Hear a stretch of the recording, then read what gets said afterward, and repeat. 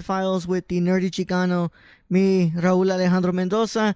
And today, for the 13th episode, we have ourselves a very special interview. And I'm really, really happy to be doing this because this guy is one of my favorite podcasters out there, incredible filmmaker as well, and all around just great dude that I look up to when it comes to me making movies and stuff like that. So today I am proud to announce that I have with me Robert Butler III, aka RB3, with me. Oh man, bro, man, I appreciate you saying that, bro. I mean, honestly, like the meaning of with me and Ace is pretty small podcast, but we have fun, and I'm glad you've always been a supporter of us since day one, and really appreciate you, man. Oh man, that's what it's all about. We got to support people out here. That's Thank you. that's what's part of the journey, dude. And honestly, what's it called? I don't do much, man. Like I just listen to every episode, and that's pretty much it, right? Yeah. But if you guys ever do a Patreon page, tweet and support. Mm-hmm. Yeah, it's you guys are great, man. I want to get Andres on here too. And but I said, you know what? Let me reach out to RB3 since you're the one who follows me. I said, okay, cool. That might be easier to contact RB3.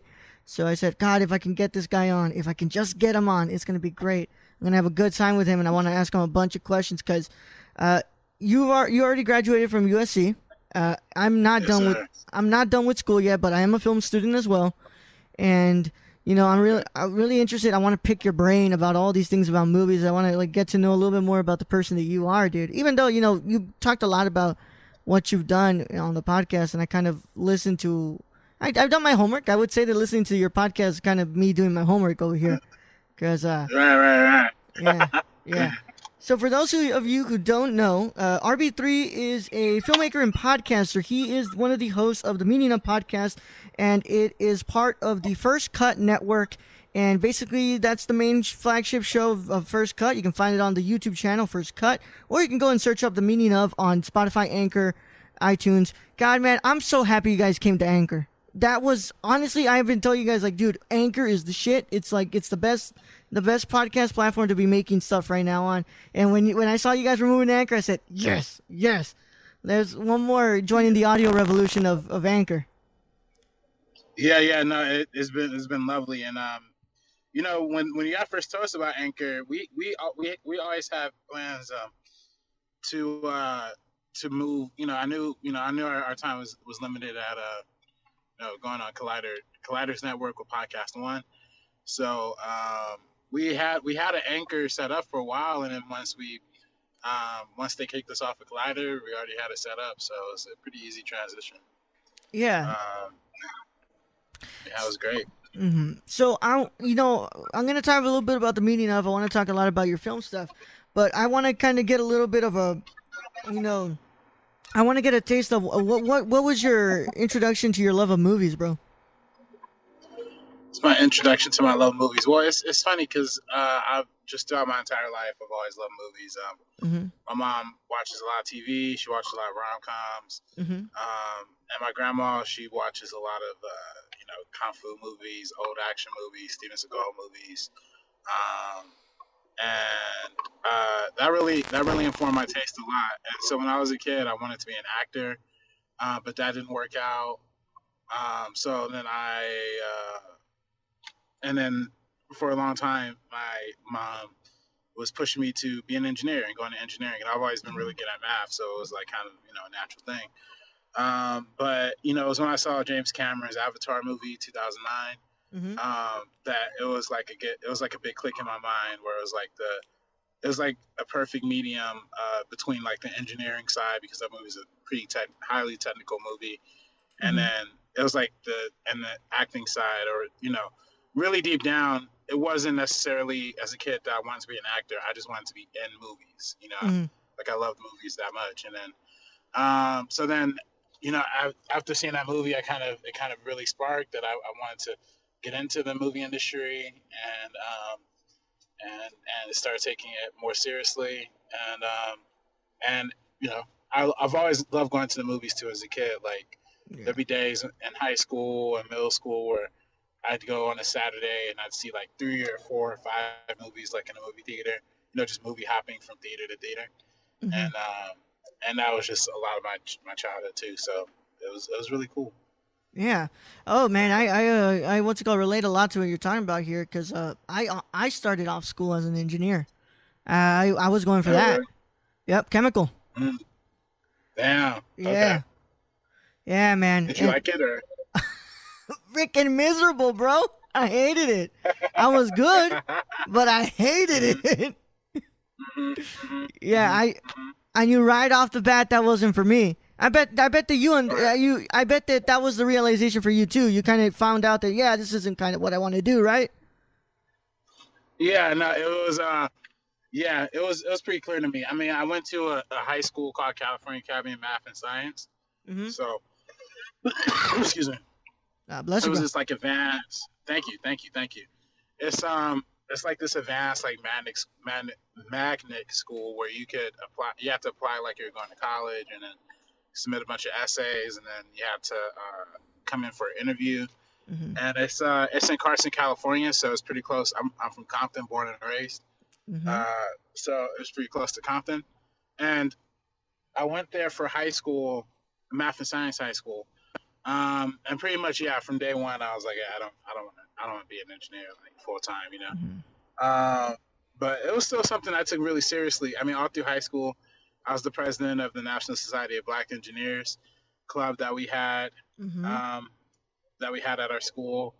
I was, pretty active participant in a lot of science competitions in middle school and high school. I traveled to Turkey when I was in eighth grade, Istanbul, Turkey, Mm-hmm. to compete in the science competition Mm-hmm. back when I was in like eighth grade. So it's stuff like that. I've always been active in math and science, but I just, yeah, movies have just been something I really cared about the most. So, No, I hear you, man, and I feel like sometimes even though we're not doing the whole engineering thing anymore, our fascination with science still kind of translates over to the movies because science fiction is such a vast genre that we kind of get interested with, and we still have that fascination with wanting to learn more about science. It's just that we're not really working in science anymore and stuff like that. right, Yeah. exactly, Yeah. exactly. Yeah, and it's interesting that you say that your mom and your grandma were really big into movies. Same thing with mine, dude. My mom obviously she liked a lot of the Mexican stuff that was on the TV because that's what we got over there. We got the Mexican channel since we live at the border, So she wasn't watching movies on the Mexican channels. She was watching Lifetime movies.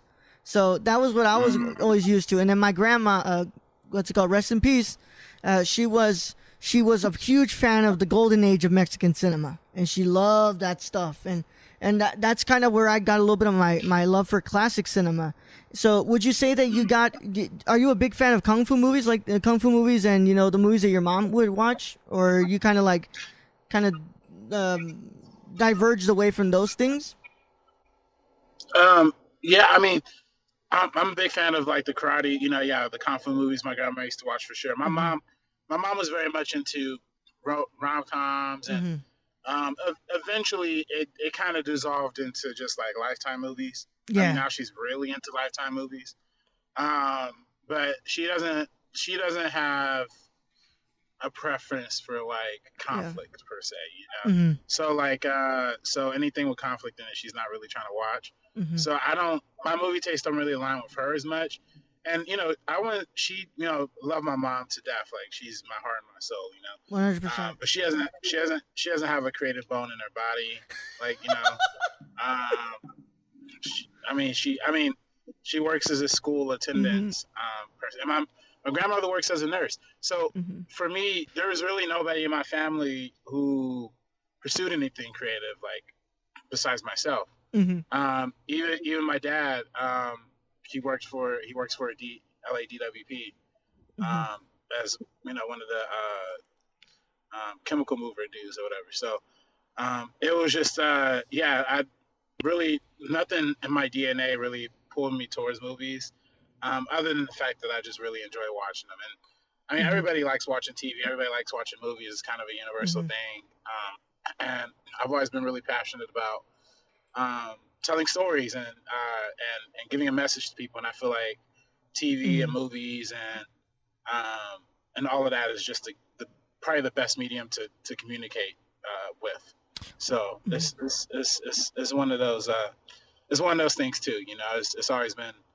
I've always had things I wanted to say and perspective I have on the world, and I want to Mhm. kind of share that through my cinema and through podcasting. You Yeah. know, so.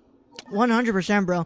And I get you, man. You know, the movies that my mom likes, I do not like them at all. You know, I'm like, yeah, I'm not a big fan of Right, this stuff. right, Yeah. You know, my tastes kind of align more with the stuff that my grandma loved, but you know, what's it called? She's obviously not here anymore, and I wish I would have shown her a lot of the things that I would make, but you know, right. it's whatever. But I was gonna say that I always tell my mom, you know, you may not understand what I want to make with with this whole cinema thing, but don't worry. One of these days in the future, I'll go ahead and direct a Lifetime movie or a novella for you, and you'll have that. Right, right. And I could just picture in my mind, the back of my mind, you know, if I were to do that, my mom would be like the happiest person on earth. She'd be like, "Oh my God, Mijo made a Lifetime movie, or Mijo made a like a what's it called Right. a novella." And you what's it called? You ever have a plan of making like a rom com just for like, you know what, this one's for my parents, and I mean this one's for my mom, or you know like a kung fu movie and be like, you know, this is one that I want to make for my grandma or something like that. Yeah, yeah. I mean, I've definitely, I've always have you always have ideas for Hmm. movies that just kind of pop up, and Yeah. I would love to do kind of.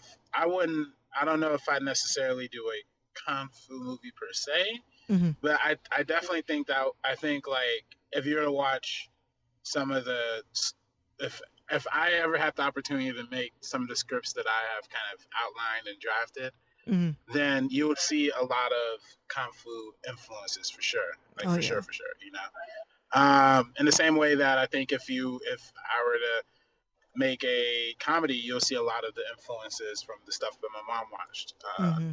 per se. Rom coms, I'm not a big rom com guy Me like neither. myself. Hmm. Yeah, yeah. I mean, it's really tough for me. It got to be a really good one. And probably one of my favorite, the one I saw when I was younger, and I was like, but I saw it as a film school student. It kind of blew my mind. Was My Best Friend's Wedding, Oh yeah. with Julia Roberts and Cameron Diaz. Hmm. Um, so I would love to make a rom com in like that style, where like in a style where that allows like a musical number in the middle of it randomly, or something spectacular like that. So Yeah. that's what I'd be down for. Yeah, and I know you're very influenced by directors such as Barry Jenkins, John Singleton, F. Gary Gray, Mm-hmm. if I remember correctly. I think those are great people to be looking up Oh to, yeah, and names to carve your style out of. And would you yeah. what the stories that you kind of want to tell? Are they very much around the same ballpark that these directors were making films of, or you're kind of like, I want to play with all these other genres? But so like for example, for me, like I really am interested with land stories, Latino stories, because I'm Latino and I want to tell some of those stories, but also want to kind of delve in a bunch of other genres. Would that be the same case for you? Like you really want to push, the man, like the mantle of a African American cinema. I would love to, man. I mean, I would love to break new ground. I mean, obviously, guys like you said, John Singleton and Spike Lee is Oh probably my yeah. biggest hero, Hmm. when it comes to black cinema and black cultural icons. But and John Singleton too. I mean, if only I mean, R.I.P. John Singleton. If only he knew like how much his journey influenced my journey. You know, from him Hmm. going to USC, even to him. I mean, I remember reading a Variety interview that he had done back when I was like a senior in high school, and then he Hmm. talked about how he was 21 and he was writing a script like all throughout college, and that's the one he wanted to make. He was working as a security guard for Lawrence Fishburne,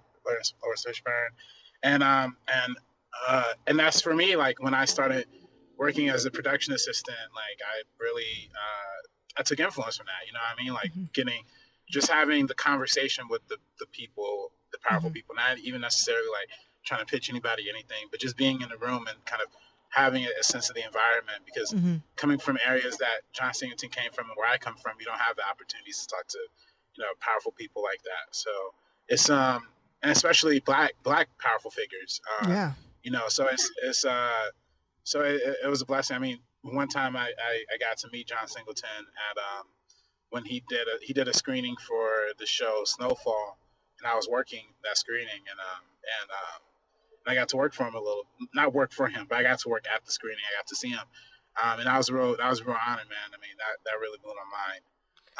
But yeah, Spike Lee, all this. I mean, Spike Lee's probably the only director I've seen all of his movies for. And I think I own Mm-hmm. like 10 of his movies on Blu-ray. So then that's also the director I own the most movies of. And Ryan Coogler's another big one too. Oh, Recent guy who 100%. I really love. Yeah. So there's a real power to black cinema. Yeah. And no, there's a real power to other voices too. I don't know. Those are kind of the most influential figures to me. Yeah, man. No, I get and to I have my opinion. I say some of the best working directors right now that we have in cinema. It's Coogler, it's Ava DuVernay, and it's Guillermo del Toro. I think those are three of the best right now that are working and are really kind of pushing the envelope. And I agree with you, man. Like Coogler's a huge what's it called? A big influence of so many people, but he's really pushing black cinema. He's really doing something here that's like really, really, really interesting to see kind of come unfold. Yeah, for sure. Yeah, and it's interesting that you said that you got to meet Singleton, and were you able to tell him anything, or kind of just like just you were just working it, you weren't able to actually, you were working that event, you were not actually able to talk to him? Yeah, I mean, I was just mainly working it, but I didn't really get a chance to speak to him, um, but he noticed. I mean, the fact that he noticed who I was, and when I was, because there's a point where he had to kind of leave the venue, and Mm-hmm. there's a bunch of people crowding him, so I kind of had to get in front of him and Mm-hmm. move people out of the way. And he was like, he acknowledged me, and then I told him I go to USC, and he was like, oh, that's really, that's great. I mean, everybody knows he went to USC. So he was like, Mm-hmm. oh, it's really great, man. Everything. Um, the funniest thing that happened that night that I thought was hilarious was some lady was like talking his head off, and then she handed she handed him uh she handed him her business card, and then like literally like he didn't even put out his hand to grab it. Like she just kind of like she forced it in his hand, just kind of let it go and and dropped it. So that shit just killed me. I mean, yeah, that's the status you got to be at. Yeah. Well, I would imagine that, Singleton doesn't want to get his head talked off. You kind of just I think it's mostly everybody in that industry is just like, just approach him like a normal person, dude. Like, Yeah, that's just, all it really takes. yeah, they're just people, like, Right. what's it called? Just approach him like a normal person. Just talk to him like normal people. Like, if you're going in there with the intentions to want to get a job, like, yeah, I know everybody wants to get a job, but like, don't use these people just to get, somewhere. Right. I think there's something special in actually building relationships with the people that you look up to. Exactly. Mm-hmm. And so what's it called? You finished production on Timestamp, which, by the way, I would love to bring you on the main show to talk about Timestamp when that comes out. Oh, thank you, man. I wanted to reach out to you to talk about it, to help you out with the Indiegogo. I think that's it, right? Mm-hmm. The campaign. But I saw that you were kind of going all over the place. You were doing appearances on Collider Live, and then you were doing the Wangers, and then what's it called, Meaning Of. So I said, you know what? I don't know if I can help that much by bringing him on, but I decided to. I pledged to the campaign, so I did my part. But I'd love to bring you on the show to talk about Timestamp when that comes out. Oh man, that'd be lovely, man. I love to come on and talk about it. I mean, Yeah. yeah, it's something we're really proud of. We worked really hard on it. It was a long journey to even get it made, and then we wrote it. We had a initial draft of a script that was nowhere near like remotely what the final product is. I mean, Mm-hmm. basically we did multiple like page one rewrites for sure. Oh like, man. script. So it's crazy. All the way up until like the day before production, we're still like tweaking ideas and stuff like that. So it was fun. It was a good time, and it was and I really appreciate the experience. So, and I appreciate you donating to our Indiegogo too, man. That was really big. That's huge for us. Yeah, I wanted to do the tier where you got the poster, but I was like, that was when That's when my school decided that I needed to pay a lot more than I needed to pay. So I said, "Damn it, I can't pay RB3 more than I can." So I said, "I'm just gonna have to give like $3, $4, $5, I think." And I said, "Damn, well, I really wanted to do more and get the poster, but it's just gonna. I'll have to do that for now. But I know the next short film you do, and if I'm in a better position financially, I'll go ahead and get a poster for that one." Oh, thank you, man. And you're gonna get a poster. Like, trust me, we'll send you one for sure. I'll Uh, send you one personally. So, Damn. no Well, more thank you, stuff. RB3. Thanks, man. Yeah, that's so nice of you, man. And I want to talk now because let's go. We talk a little bit about the filmmaking side, but the side that I know you the most from, because it was because of the meaning of that I started to look more into your films, and what's it called? I looked into your YouTube and I looked at all these. By the way, I love Cuffing Season. That one was great, man. I love that what's it called? That short film you did. Oh, thank you, Cuffed. Oh, yeah, Cuffed, yeah, yeah. yeah, yeah. It was good, man. Thank you. I appreciate it. Yeah, that shit was fucking hilarious. I was like, wait, I know what you're trying to do here, man. I like that. I like that a lot. That's Um, fun. Thank you. yeah. So the meaning of you do it with Andres Cabrera, and what's it called? You guys have been doing it for 100 episodes, and like I said, I'm really proud of you guys for doing that. On my podcast, man, I've reached 278 episodes. I've been doing it for 2 years. So hold on, man. I don't do just that show. I do like a bunch of shows. So the feed has like 500 something episodes by now. So I'm a little bit of a podcast addict in a way. I just love to do this. That's But big, man. That's yeah, dope.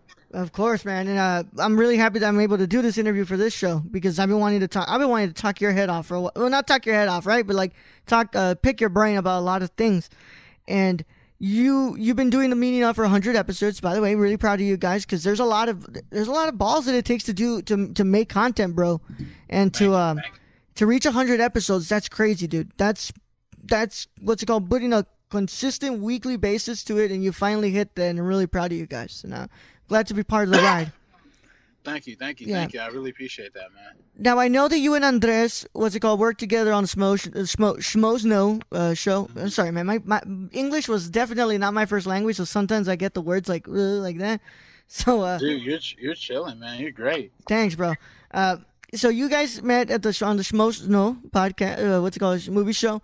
And I don't know if from the episodes I've listened to, I can't remember from the meaning of. I don't remember if you guys ever talked about how you guys came to an accordance like, hey, we should probably make a podcast. So what was the journey to making the meaning of?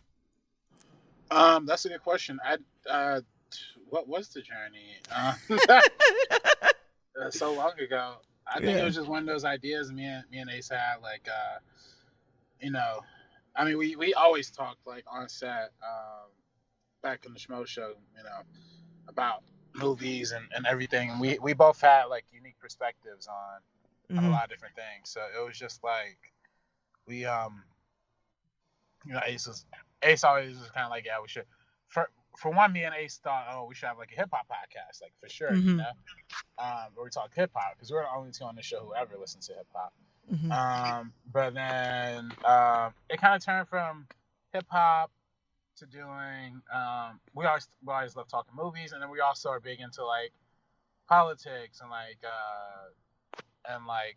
deeper meanings, social meanings, and stuff like that. So it's kind of a combination of both. Like, we could talk movies and then we could talk the deeper meaning of them. Like, what is the director really trying to say? Like one that Ace always refers to, and I don't even remember him. I don't even remember even saying this, but he was on the way to Comic-Con one year. I kind of mentioned how I didn't like. I didn't say didn't like. I mentioned to him how it was funny that in Spider-Man Homecoming, the main bad guy was just like an average Joe, like worker. You know what I mean? Like they're making the billionaire, Tony Stark, the hero, and the little worker guy, the bad guy. And like I thought that was really weird coming from a company like Disney, whose beliefs actually probably really align with that ideology. And then, I didn't even remember saying that, but Ace like will always bring it up as like one of the reasons why he wanted to like start the podcast, because like we would just say stuff like that to each other. We're really the only two who are like willing to get like uncomfortable when it comes to like movies and talking about movies and stuff like that. So, you know, I love that we embrace the uncomfortable. Yeah, I'm really appreciative of that because not a lot of people kind of like do that, man. You know, some people wish to be a little bit safe when they talk about these things, and I'm the same way. I'm like, dude, you know, like Disney keeps on doing this and that, and then you know, like, come on, at one point this is gonna get old. Like, you know, come on, guys, like switch it up. You know, like take some risks, damn it. Like, you know, Yeah. and you know, I'm really passionate about these things because I say, man, you know, the cinema was constructed to not be this safe haven for these like safe films like this, right? You know, it's this amazing medium where we're able to take the things that are going on in the real world and tell stories that people may or may not be uncomfortable with talking about. Right. Yeah. So like I really appreciate when you guys bring up the stuff like Disney controlling like most of the film industry at the moment, or what's it called, or just how like some of these superhero movies are just not that good. Yeah, man. I mean, I've been on record of shitting on a lot of Disney movies recently, Yeah. a lot of superhero movies recently. I feel really bad about that because in my heart of hearts, like I love Avengers Endgame. You know, like in my heart of hearts, like I mean, I didn't love Captain Marvel, but it was alright.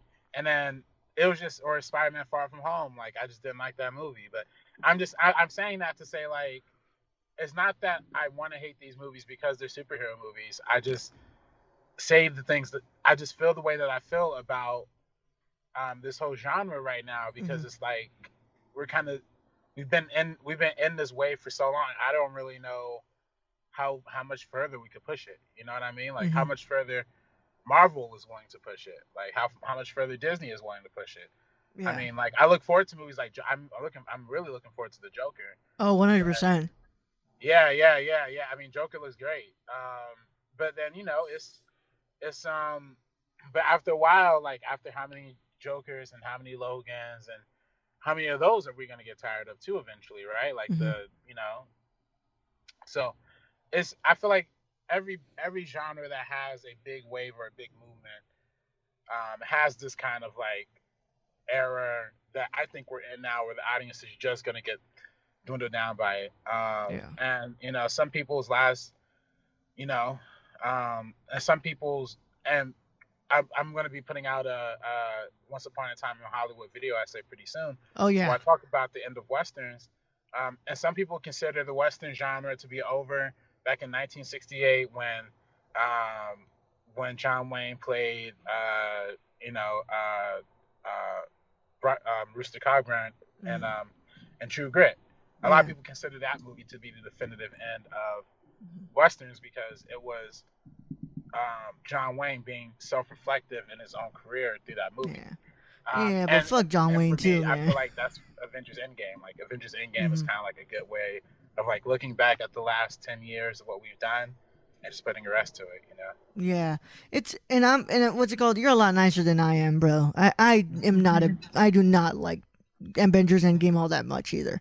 I don't like Infinity War. I was with you on yours. I do not enjoy Infinity War. I do not enjoy Endgame all that much. And to me, Infinity War confuses me. Like I really don't understand why anybody would like that movie. Like for me personally, you know. I mean, I like it. I mean, I give it like a 6 out of 10 maybe, but you know what I mean? Like I don't understand how anybody can say it's like a great movie by any stretch of the imagination. Like that makes no sense. Yeah, I think those two are just okay to me. They're okay. They're nothing crazy. Okay is a good word. Okay is a good word. Yeah. Okay is a good word. The only one to really like wow me beyond belief, I was like, oh great, this is amazing. That was Black Panther to me. I was like, oh yeah, this is freaking awesome, because I felt that Black Panther didn't need the connection to be absolutely jammed in there. The connection comes in at the post-credit scene where like, okay, this is where it lands with the universe and stuff. But overall, Black Panther is just a standalone story that works inside of itself. And we're kind of just looking at Wakanda. And to me, most importantly, like it has something to say. You know exactly. I mean? Like, exactly. It has a message. I just feel like a lot of these movies don't have a message. They're not teaching kids anything, you know? Yeah. But they're not teaching adults anything. I think that's the main. The reason why I fell in love with cinema is because A, for the imagination and the creativity, And for two, um, the exploration of themes that both kids and adults can latch onto, either Mm-hmm. in an animated film or an R-rated, whatever. You know what I mean? Like for me, my favorite movie, one of my favorite movies that I will always go back to every day, whenever it's on TV, is Being John Malkovich, right? Oh yeah. Cameron Diaz Mm-hmm. directed by Spike Jonze. Yes, sir. And to me, that movie is the perfect example of a movie that has a very unique style and the literal story that it's trying to tell. I mean, being inside of an actor's head, and then but it also has a message too. It's very much a strong message about transgender Mm-hmm. and what that's like and what that experience is like. And I love movies that are able to communicate both creatively and both on a creative level and on a personal level. So Yeah. I just feel like a lot of superhero movies aren't capable of doing that right now, just because of the corporate shop. But I feel like Black Panther did a really good job at that, though. Oh I think yeah. Black Panther did a really good job of communicating something that was deeply personal to the Black community when it comes to empowerment and entrapment and enslavement. Mm-hmm. Even in today's era. So I think that movie did a great job of having a message. Yeah. And I'm glad that you guys just don't talk about superhero stuff, because my favorite episode is also you have no idea, bro. Because I commented on that episode on the YouTube comments, but you have no idea how hyped I was when I saw that you guys covered Alejandro González Iñárritu. Oh yeah. Dude, and that was the first time I ever commented on the YouTube videos of y'all. Because really? I'm a regular podcast listener on the audio feeds, but when it's an episode I definitely want to see on the big screen, I'll put it on the YouTube. But what's it called? When you guys did Alejandro, I was so hyped, bro. I'm pretty sure I got super excited and I clicked that shit so fast, and I was happy because thank you, man. You guys had incredible things to say about Amores Perros, 21 Grams, Babel, Beautiful. That one's my favorite movie of all time. I think that's the best that he's ever done, and that one's a really, really intimate and a very heartbreaking story. Javier Bardem. Yes, sir, dude. Yeah. Every time I think about that movie, and I think about that scene when the immigrants die, and he goes to that lady, the healer. And just that's Bardem at his most vulnerable, and also just the best way that's the best that Alejandro has ever directed an actor in there, because you just see Bardem just breaking down and crying, and it's so powerful, dude. That movie's incredible, and I was so happy that you guys finally talked about it. And what's it called? I'm glad that you guys take these directors that sometimes people don't really. I know it's a really funny joke that people say that Film Twitter basically only talks about Nolan, Villeneuve, Snyder, and then whatever new superhero movie comes out, and Fincher as well. But when I was like, dude, these guys are talking about Alejandro, and I never see anybody, give Alejandro the praise that they give him, that they should be giving him. It's usually always Del Toro and sometimes Cuarón. And even though those two are amazing, but I never see anybody cover Alejandro. So when you guys covered him, I was super happy. Thank you. Appreciate it, man. Yeah, I mean, I love Ignorant too. I mean, like you said, Babel, Beautiful, Birdman, Grams, Birdman. Later in his career for sure. I wasn't the biggest fan of The Revenant, but very admirable. Movie too. So, but I mean, yeah, if you're talking about the greatest working right now, you can't have that conversation without putting Iñárritu in there. So. Yeah, God, I love that, man. I wish that and I know I put it in the comment when I commented on that video. I said it sucks that we'll never be able to see Carne en Arena, what's it called, Flesh and Sand, because it's a VR film. Yes. Even though that when I heard about what he did with that, and he got a freaking special Oscar for that one. Before the Oscars even happened, they already had announced that he was gonna get an Oscar for his achievement with that movie.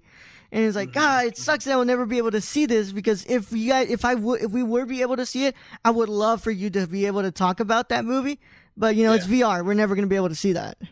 Yeah, exactly. Yeah. So and I don't want to keep you here for too long because you got to go and do your stuff, and we're almost done here. But is there anything coming to the meaning of that you guys are gonna talk about soon? Some new directors, new franchises. I know I've been telling you, I've been pitching you, bro. Italian neorealism. Come on, man. Yeah. I mean that'll come. I mean, Yeah. We got to figure out, um, who we can get on board to help with that. I mean, Yeah. like we like booking guests, Hmm. having guests on to help us, cover a lot of topics too. So we're gonna get on that, man, for sure. Yeah. I want to do that. I really Yeah. want to do that. I'm a I mean, I can huge talk all day Fellini about. fan, bro. I'm a huge Fellini fan. Dude, I could talk all day about Bicycle Thieves. Oh yes. Talk all day about, I mean, Rome Open City. Yeah. All of these films that are Yeah. that are crucial to the history of cinema. Have you watched La Dolce Vita? I don't know if I've watched that one. Which one? Which one's that one? That's Fellini's 3-hour epic, and it's split into like 7 episodic parts of the movie, and it's covering Marcello Mastroianni as he like goes. He's taking care of this like what's it called, this star in one of the episodes, and Anita Ekberg is in it, and it's just this incredible journey of Mastroianni as he goes through like the what's it called, the famous side of Rome, and it's shot on location in Rome, of course, and it's this amazing 3-hour epic of just Marcello Mastroianni's life in this movie. Okay, yeah, I definitely gotta check that one out. Yeah. Then for sure. Yeah, it's basically like the rise and fall of this entertainment journalist, and just how he becomes, how he starts being like this high praised guy, and by the end he's just this despicable dude who doesn't know what he's doing. Okay. Yeah. All right. Yeah. Yeah. I mean, we have a lot of homework to do for before we hop into breaking down this whole genre, but it's gonna be a great time.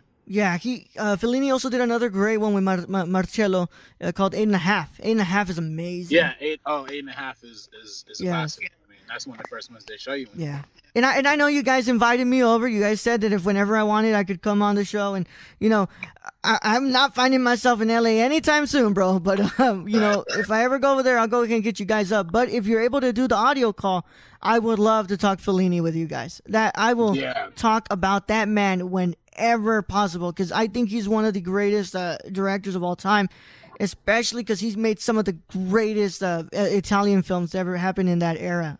Yeah. And I know you said you want to talk about Francois Truffaut. I love that guy too, and Bergman. So I hope you guys cover a lot more European cinema. But is there anything like coming up down the pipeline that is like you're really looking forward to that you're gonna cover on the meaning of? Yeah, we're covering. Well, like I said, I got a video essay for Once Upon a Time in Hollywood out in a couple days. We're gonna be doing throwback episodes as well, so it's gonna be like we're gonna just throw up some of our older episodes on our new YouTube channel. So we got that coming up, but in the next couple of months, I mean, we actually have a schedule. This is probably one of the first times we're having a schedule, but after up to 100, we're like, yeah, let's take it a little more seriously, So we're gonna be doing Steven Soderbergh pretty soon. Todd Phillips. We're gonna be talking about the show Succession. We're gonna be hopefully before the end of the year we want to do a Kubrick. Oh man, you know what I mean? Before the end of the year, too many people have been asking about it. Yeah. So Ooh, inject that episode into my freaking veins, bro. I can't wait for that. One of my favorite professors here is doing a Kubrick class this year. And I was supposed to go. I was just like, oh, let me just sit in there, professor. Like, I just want to go ahead and watch this movie with y'all. And the freaking class is during my lab for studio time. And I'm like, damn it. Yeah, I did my Hitchcock class with that professor. So when he's like, oh, yeah, I'm going to do Kubrick next semester. I'm like, well, no, you got to be kidding me. Yeah, no, I was in the Kubrick class. Not Kubrick. I was in the Hitchcock class myself. Yeah. What was your favorite one that you watched from there? From Hitchcock? Yeah. Oh, fuck. I'll go ahead and give you mine after you give me yours. See, it's weird because, like, there were some that I watched before going in that I really love, like Rear Window and Psycho, obviously. But then there are some like Shadow of a Doubt that like blew my Oh yeah, mind. Rebecca blew my mind. Notorious blew my mind. yeah. Rope was like mind blowing. I mean, there's just so many. I mean, if I had to pick a favorite would probably be Notorious. Yeah, bro, it's crazy. That's literally my favorite. It's Yeah, Notorious. It's Notorious. The Birds, Rear Window. What's it called? Rope. I love Rope. Strangers on a Train was really good too. Strangers on a Train. Yeah, but Notorious. Notorious was amazing, especially that scene where she drops the key and then she kicks it over. Yeah. It's like, wow, like how Hitchcock was able to do that, because he hid that cut in there. Like, you're not my professor set up that scene in the class and he's like, do this. Goes, you're not able to do this humanly. He hit a cut in there and I'm like, where is the cut? I can't see it. Right. Yeah, he was a perfectionist. Yeah. Hitchcock, Notorious. And then the ending when when old boy has to walk back up to the door. It's just, to me that's the coldest way you can ever end the movie. Like, oh yeah, because damn well you're about to get in trouble. Yeah, you don't have to show a thing, but it's just there, Damn well this guy's either gonna get killed or he's gonna get his ass beat to him, bro. Yeah, straight up. And before that, I love the use of the Dutch angles in that film. Oh yeah, for it's sure. beautiful, for man. Sure. I love that movie so much. And I'm glad that's your favorite too. And so a lot of stuff coming down the pipeline, bro. I really can't wait to listen to the Todd Phillips episode because I want to hear you guys talk about Old School. Yeah, Old School. Will Ferrell, baby, that's my guy. You're my boy, Blue. Yeah. Oh, I love how they just sing. What's it called? Kansas. Dust in the Wind when Blue dies. It's so stupid. Oh man. But thank you so much, RB3, for being on here with me, bro. This is awesome. I'm glad that I finally was able to make this happen. And you want to tell the people where they can find you on the internet? Yeah, you can find me on Twitter and Instagram at DirectorRB3. And you can find me on the Meaning Of podcast every week. The Meaning Of is available on all streaming platforms and on YouTube on our channel First Cut. So subscribe to First Cut on YouTube as well. That new logo looks sick, dude. Thank you. Appreciate it. It's designed by our man JD, great guy out there. Yeah, go find JD on the internet too, man. He does an amazing job because I love that. What's it called? I like the old logo of the Meaning Of, but this new one, dude, it is freaking awesome. Yeah. Oh, for the Meaning Of, that was Brian Ward. Brian Ward? Okay. Yeah, Brian Ward did artwork for the Meaning Of, and then JD did work for First Cut. Yeah. Well, both amazing logos, bro. Honestly, and they're really sick, and I like it. What's it called? They're very nice. So go and follow RB3 wherever you can find where he told you to go find him. Actually, go do it, guys, because he's an awesome dude, and he's really deserves all the love he can get. And Thank you. I appreciate it. Can't wait to bring you on for the timestamp, and we're gonna have to reschedule the episode for the Patreon supporters, but we'll have that up for you guys when that comes up. But what's it called? Thank you to the Patreon supporters. They get to listen to this a week early because they're freaking awesome. Especially the Patreon producers, Cassie and Sarah, are associate producers. We love you guys, and the executive producers, the $15 tier members. Grayson, thank you for being an executive producer, bro, and also Shane XSRK, who you can find him on TwitchCon right now. He's out there. So you guys go and show him some love. I don't know why I'm saying right now because this episode comes out next week and TwitchCon will be done by next week. But that's the beauty of recording in advance. Nice. Follow the Nerdcore _ on Twitter, the Nerdcore on Instagram. Join the Facebook group, Nerdverse, the official Nerdcore group. You can follow me at the Nerdy Chicano on Twitter and Instagram. And go check out the website, thenerdcore.com. We do a bunch of cool reviews on there, written reviews. I'm finishing up my Ad Astra review for that, so I need to go and put that up. But I freaking love that movie. And that was a good movie. Yeah, man. And go and check out The Meaning Of every Friday, I think. Well, Thursday, Friday. I mean, I'm really bad at keeping it consistent, but it's gonna be on Thursdays, like for sure. Yeah, well, Thursdays. Every week, man. Every week on the Meaning Of feed. Go and check it out. Spotify or Anchor.fm. The Meaning Of / The Meaning Of. Thank you. Thank you. Yeah, go and do that, guys. Guys, go and show some love. But thank you, RB3, for being on here, bro. And excuse me, sorry, I got I was gonna burp into the microphone. Definitely do not want to do that. Yeah. Thank you for being on here, bro. What's it called? If you can help me get in contact with Andres so I can get him on here, that would be wonderful, bro. But I'm glad that I got to talk to you, bro. I'm really glad. For sure, man. I'll tell him to DM you. Sure, bro. Thank you, man. I want to get that guy is actually from where I'm from. He's from McAllen. I'm a little bit far away from there, but we're both from the valley. Oh, that's what's up. Yeah. So I got to show my love to my valley boys, bro. Hell yeah. Hey. Yeah. So this has been the Impaired Files. Go and check out all the stuff that RB3 does. Go and check out timestamp when that comes out. So with that being said, guys, it has been the Nerd Chicano, and the file is closed, but it is not classified, guys. We'll see you on the next one.